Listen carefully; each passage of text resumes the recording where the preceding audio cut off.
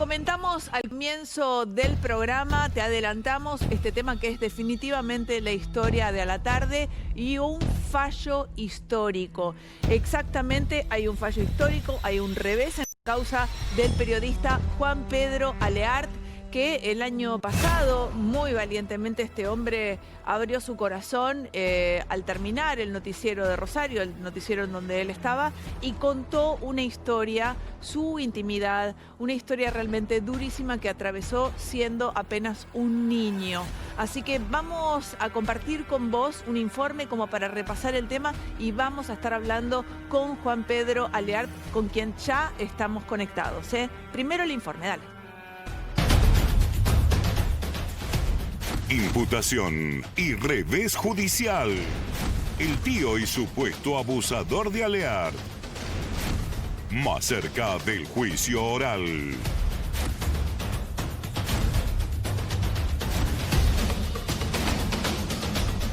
Los fiscales pidieron la recusación y se apartaron de la causa porque no pueden. Mi causa llegó a la Corte de Santa Fe, recusaron por sus vínculos con los abogados. Y de esa manera logramos un fallo histórico, 5 votos a 1 a favor en la Corte de Santa Fe y ahora está en la Corte Nacional mi causa. La investigación se reactivó luego del fallo clave de la Corte Suprema de Justicia de Santa Fe. En noviembre del 2024 revocó la sentencia que había cerrado la causa por prescripción. Ahora, el tío del concejal Juan Pedro Aleart quedó formalmente imputado por los abusos denunciados y no podrá salir del país, aunque esperará el proceso en libertad. Y la verdad siempre vence. El año pasado denuncié a mi padre por violencia intrafamiliar. Mi padre ha sido violento en todas sus formas. Esta es solo una parte de la historia. Mientras todo esto ocurría en mi casa, en una casa con un padre violento, abusador, una madre víctima y cómplice al mismo tiempo, una casa en la que estaban naturalizados los abusos y la violencia, un tío en quien yo confiaba, que cumplió en muchas situaciones el rol de padre conmigo. Ese tío se aprovechó del contexto de vulnerabilidad extrema en el que estaba yo y abusó sexualmente de mí y de mi hermano desde los 6 años. Todo lo que les estoy diciendo está en la justicia.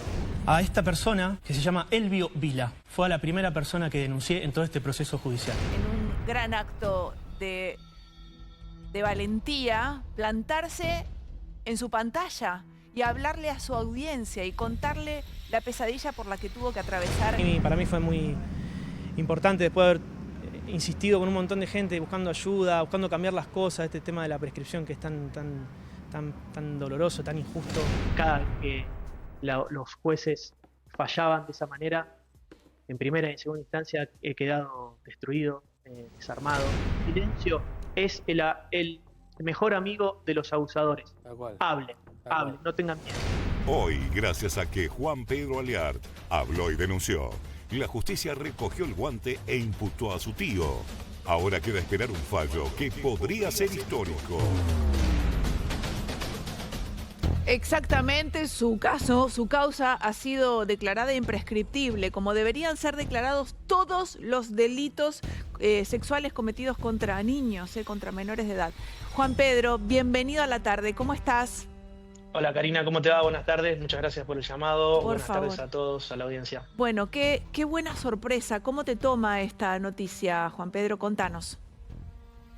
La verdad que estoy tranquilo, estoy un poco en paz también. Ayer se dio lo que tanto busqué desde mucho tiempo atrás, que fue la imputación al abusador. Estoy conforme también con lo que dispuso la jueza Eleonora Verón, que ha sido muy contundente en el fallo con respecto a los hechos y además con las restricciones que impuso. Le prohibió salir del país, le prohibió ingresar a cualquier institución educativa o cultural donde haya niños, con todo lo que eso implica. Le puso una caución de 10 millones de pesos, se tiene que presentar todas las semanas en la justicia, tiene tiempo hasta las 8 de la noche de hoy para entregar el pasaporte, si es que no lo hizo aún, no lo sé. Sí. Y si no cumple cualquiera de estas restricciones, va preso. Ahora, Juan Pedro, ¿te parece esto suficiente o quisieras otro tipo de una condena o de cumplimiento efectivo? Sí, no, hay que recordar también la instancia judicial, es una imputación Ok, esta. Por supuesto bien, que yo quería que pase el juicio oral, que va a ocurrir en breve, tenés preso, razón. que es Sí, donde tiene que estar preso. preso. Los fiscales pidieron la prisión preventiva. Obviamente nosotros como querellantes también, quiero agradecer por supuesto a mis abogados, a Fernando Soto, a Martín Saruy, y bueno, la jueza interpretó que no era y no correspondía, por no haber entorpecido el proceso judicial hasta ahora, la prisión preventiva, que es una cuestión técnica judicial, pero ha sido muy contundente con respecto a los hechos, Sí, y las restricciones son muy fuertes. Vos pensás que no puede salir del país sí, y no puede ingresar a ninguna institución donde haya niños, total. entre las otras que te comentaba. Por lo tanto, es una restricción fuerte, Sí, y de esa manera va a llegar al juicio oral. Lo que se viene ahora es la acusación y el comienzo del juicio. Vos pensás, Karina, que yo empecé en el 2020, en plena pandemia, a ser consciente los recuerdos que tenía, que esos recuerdos en realidad eran abusos sexuales, claro. desde mis 7 años, y a partir de ahí empecé a tirar del hilo, ¿no? Mucha terapia. En el 2021 lo enfrenté cara a cara, al abusador, le dije que sabía todo lo que había hecho conmigo y con otro familiar. Sí. Solo las personas que han sido víctimas de abuso saben lo que significa enfrentarse al abusador. Lo hice. Perdón, ¿qué te En el dijo? 2000, Perdón, Juan Pedro, en te el, interrumpo. sí. ¿Qué te dijo el abusador en ese momento? Cuando vos le dijiste, me acuerdo de todo lo que me hiciste. Bueno, fue muy fuerte la conversación, si se puede llamar conversación. Yo lo cité en un bar. Me dijo que tenía amigos importantes en la universidad que lo iban a ayudar. Ah, Él tenía un cargo directivo en la Facultad de Medicina de la Universidad Nacional de Rosario. De hecho, posteriormente en la causa judicial, y retomo lo que venía diciendo, en el 2022 yo hice la denuncia penal, con la que implica para un hombre y Sí. público sí, hacer la denuncia penal. Fui solo, sin abogados. Después me encontré del otro lado con un estudio jurídico con vínculos con la Corte de la provincia. De hecho, en el transcurso de la causa, los fiscales y nosotros acompañamos recusaron a 2 jueces de la Corte que se tuvieron Sí. que apartar. sí. Y contra eso me enfrenté. Dale. Y yo lo que insisto es que estoy convencido que hubo amigos en la Facultad de Medicina que lo ayudaron a conseguir ese estudio jurídico con un docente de la universidad, y un peso pesado, digamos, Ahora, del Foro Judicial de Rosario. Juan Pedro, retomo la pregunta que te hizo mi compañero Sposato, porque dice, ¿cómo fue esa conversación? Estaban en un bar, le dijiste, ya sé, me acuerdo de todo lo que pasó. Él trató de negarlo, trató de hacerse el gil. Le preguntaste por qué lo hizo. ¿Cómo continuó, si es posible saber cómo fue esa conversación? Sí, yo no quiero ahondar en detalles. Sí, voy a decir lo mismo que digo siempre en todas las audiencias. La excusa de él era que todo lo que hizo fue para protegernos, porque hay otro familiar incluido, de enfermedades sexuales como el SIDA, porque mi padre, a todo esto, además de ser violento, era abusador y con HIV. Entonces, su excusa fue que nos enseñaba educación sexual, entre comillas, porque, para protegernos, cuando en realidad no estaba protegiéndonos, sino generándonos abusándolos. un daño muy, muy importante, ¿no? Juan Pedro, entonces, me parece... eso fue parte de lo que... De lo Sí. que conversaron. Parte de lo que, sí, entre otras cosas. Yo recuerdo que vos conmoviste a la población no solamente de tu provincia, sino del país en 2022, y fue muy poquito después del estreno del documental de Guillermo Pérez Roldán, que desenmascaró uno de los tabúes de nuestra sociedad: la violencia y los abusos intrafamiliares, que la ESI es una primera herramienta de conciencia para todos los pibes del país. Pero luego tu testimonio fue más fuerte, porque fue una entrevista pública, porque hablaste en muchos medios. ¿Cómo te sentiste una vez que dijiste todo lo que dijiste, más allá de que tus hermanos rechazaron tu posición, y luego de hablar con el abusador? ¿Te sentiste liberado, nuevamente conmovido? Mira, aclaro que lo de mis familiares en ningún momento negaron los hechos. De hecho, están las declaraciones en la causa que aseveran y afirman Cada todo una de lo tus que, palabras. lo que digo, y Claro. uno de ellos pasó por lo mismo. Eh, no estuvieron de acuerdo En hacerlo público. en otro punto, pero fue muy liberador realmente. Y yo estaba completamente desesperado en ese momento porque había ya tenido 2 fallos en contra. Quiero decir que si bien los jueces dijeron con mucha claridad, y está en la causa, que todo lo que yo decía era creíble y fundado, pero estaba prescripto, ¿no?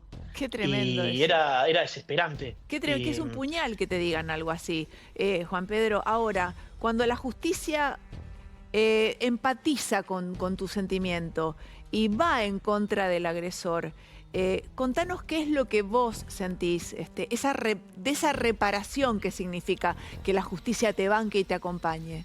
Mira, a mí no me gusta, mira, Karina, yo en este proceso judicial pasé por 6 audiencias, hablé frente a 4 jueces, el caso se trató en la Corte de la Provincia de Santa Fe, en la Corte Nacional, Sí, recién ahora fue imputado, que era lo que buscaba desde el primer momento.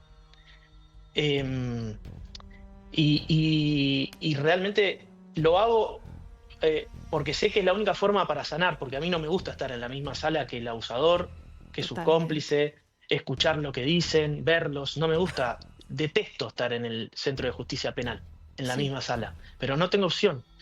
Es la única forma para sanar, y realmente hoy, después de ayer haber estado ahí 4 horas y media, más las 4 horas que hubo el viernes, porque hubo un cuarto intermedio, Sí. haber dicho lo que dije, sentir que la jueza ha sido tan clara, tan contundente con respecto a los hechos Sí. y las restricciones que puso, afirmo que es el camino para Claro. sanar. Y por eso Exacto. insisto, cada vez que pueda lo voy a decir, por supuesto a todos, ¿no?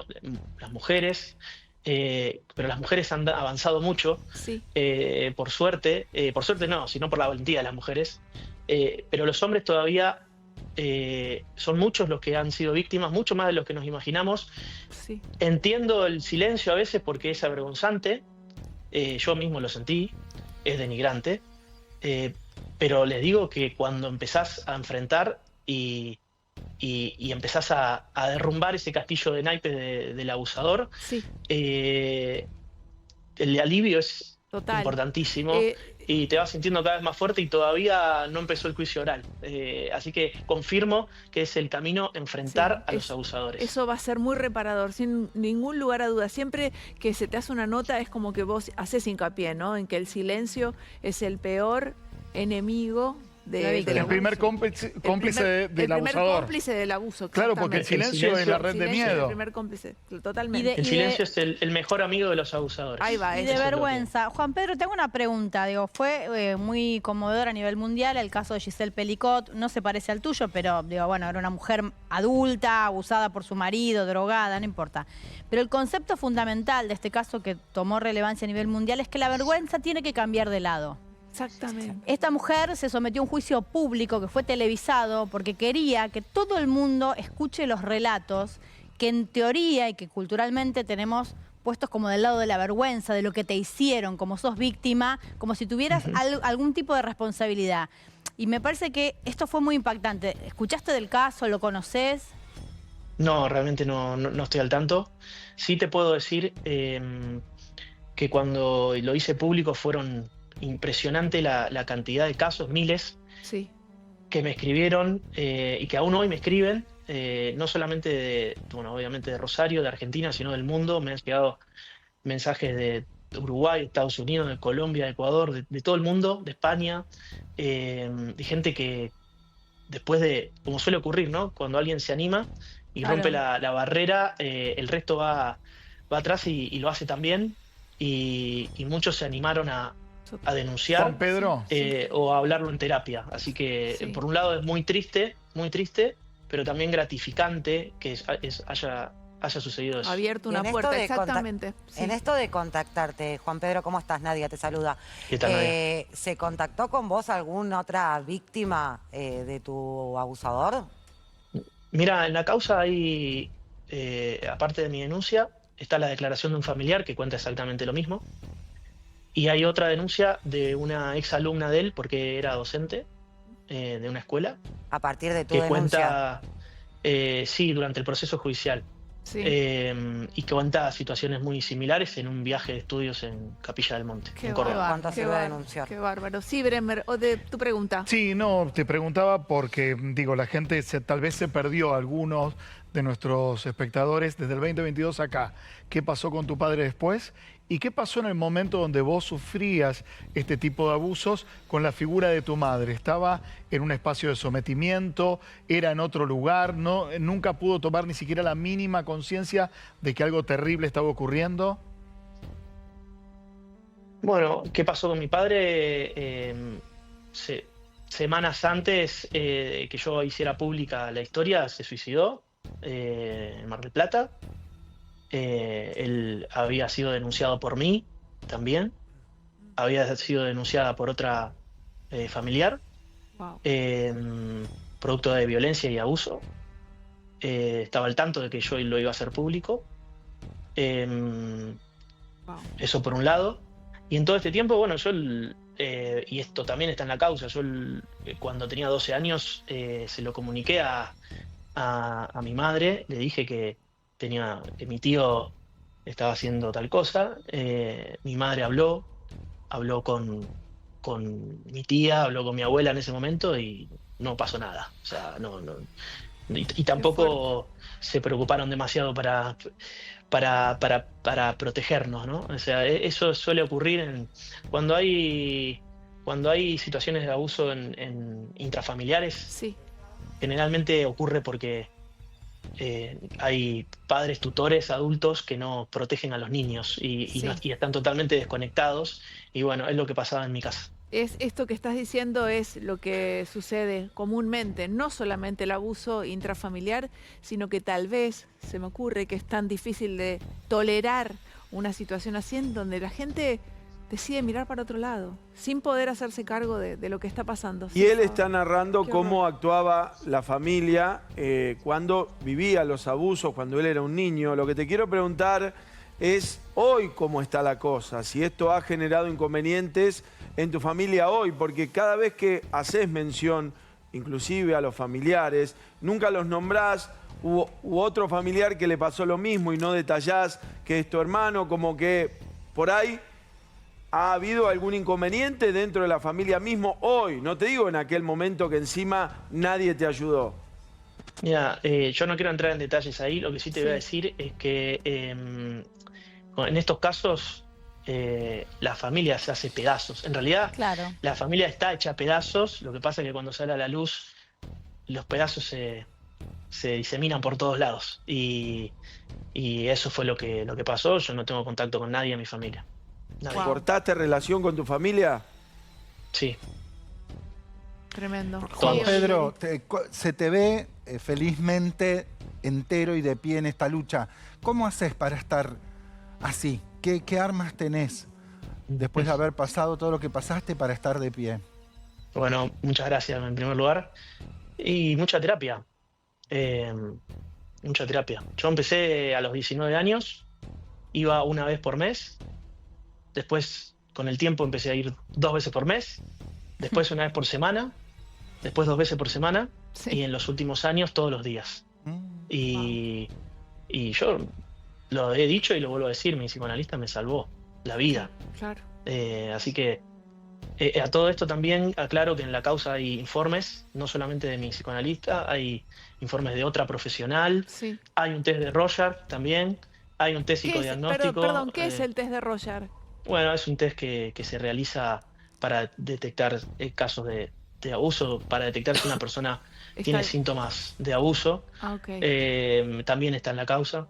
Sí, Y hay mucho material probatorio. Ahora te pregunto, Juan Pedro, ¿pensás que esta distancia con tu familia es algo temporario? Porque es una distancia terapéutica para ponerle un nombre, ¿no? Por un tiempo que en algún momento futuro van a poder retomar, ¿o se ha cortado la relación para siempre? Yo pienso en formar mi propia familia, pues. ¿Cómo Es dijiste? por ahí. No entendí. Pienso en formar mi propia familia. Y Tu después propia veremos. familia, exacto. Igual Juan Pedro, por un lado, y es una opinión absolutamente personal, una familia que tolera el abuso y la violación no merece llamarse familia. Y por otro lado, creo que tus palabras hoy por hoy están siendo muy puntuales ante tantos casos en el país donde todavía esto es tabú, donde todavía es no te metas, todavía es silencio, donde todavía no hay soberanía del cuerpo de los menores y se los usa como un objeto. Así que me parece que estás clareando la mente de muchas personas que tal vez años después van a decir, a mí me pasó esto. Claro que sí, está Sí. abriendo un camino. Sí, y es muy importante lo que decís. Son situaciones traumáticas que llevan mucho tiempo a ser consciente porque quedan reprimidas en el inconsciente. A cuanto mayor dolor y mayor trauma, más tiempo queda reprimido, ¿no? Y más si existen una familia completa de perversión y psicopatía, donde hay abusos también, como ha sido mi caso. Pero hay muchos, lamentablemente. Sí. Entonces lleva tiempo romper con esa barrera de negación, de olvido. Así funciona el ser humano, es nuestra naturaleza.